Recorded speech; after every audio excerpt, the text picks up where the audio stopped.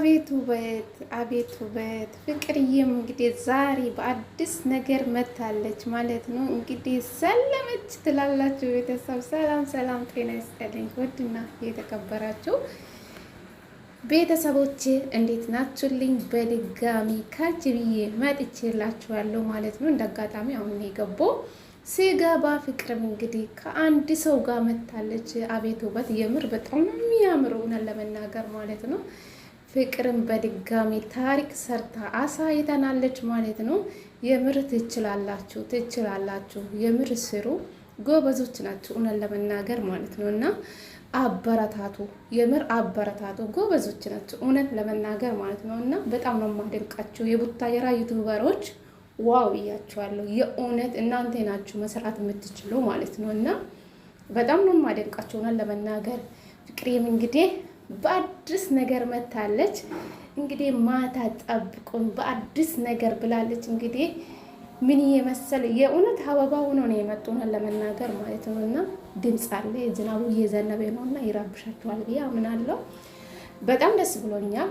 ፍቅርም እንግዲህ በድጋሜ እሷም ታሪክ ሰርታለች። ሩታም ከትላንትና ወዳ የሚገርም ቪዲዮ ለቃ ነበረች። ብዙ ነገር ስትባል ነበረ። ሩታ ሰለመች ምናምን ስሉ ነበረ። ዛሬ ደግሞ ፍቅርም በአዲስ ነገር መታለች ማለት ነው። እንግዲህ እናንተ የት አስቀምጣችሁ አብርሽን? እንግዲህ አበጋዛችን የት አስቀምጣችሁ? እኔም በቃ ከዛሬ ጀምሬ የራሴ ህይወት የራሴ ነገር ማዝ ፈልጋለሁ። ከሁን በኋላ ማንም ስለ እኔ እንዳይወራ አልፈልግም። እኔም የራሴን ህይወት ይቀጥላለሁ ስል ነበረ አቶ አበጋዝ። ፍቅርዬ የት አስቀመጥሽ አብርሽን? የት አስቀመጥሽ? አንቺም እንግዲህ ከአዲሱ ሰው ጋር መታለች ማለት ነው። የእውነት ትችላላችሁ፣ በርቱ። በጣም ነው የማደንቃችሁ። እናንተ ኢጃብ ስለለበሳችሁ አለባበሳችሁ ስለቀየራችሁ ሁሉም ሰው ይኸው ማለት ሙስሊም ነው ማለት አይደለም። እና ይሄ የኢትዮጵያ በዓል ነው። አሁን ላይ ነው እንጂ ነገሮቹ እየተበላሸው እንጂ ፍቅር ነን እኮ እውነት ለመናገር ማለት ነው። የእውነት ላይ ያላችሁ ልዩ ናችሁ። በርቱ፣ ጠንክሩ፣ ጎበዞች ናችሁ። የምሬ ነው የምላችሁ። ቀጥሉበት በዚህ ማለት ነው። ፍቅርዬ የኔ አንበሳ የሻለ እውነት ለመናገር እኔ ማንም ለማንም ጠላት አይደለሁም። የምሬ ነው የምላችሁ። ከዚህ በፊት ብዙ ነገር ተናግሬያለሁ። በእውነት የሰው ልጅ ብዙ ጥፋት ያጠፋል።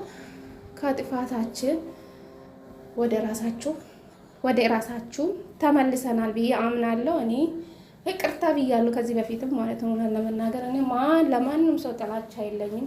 እንደኔ ሴቶች ናችሁ፣ ሲሩ ትችላላችሁ፣ ጀግና ናችሁ። የምር ቀጥሉበት። በጣም ደስ ብሎኛል። ዛሬ ፍቅርም በዚህ ሁኔታ ስለመጣች ደስ ብሎኛል። አሁን ነው ቆሌ የገባው። በነገራችሁ ላይ ሲገባ ፍቅር ፎቶ ለቃ ነበረች። ጠብቁን ብላለች። እንግዲህ በአዲስ ነገር ጠብቋት እና ይለያል ትላላችሁ። በርቱ፣ የምር ትችላላችሁ፣ ጀግኖች ናችሁ።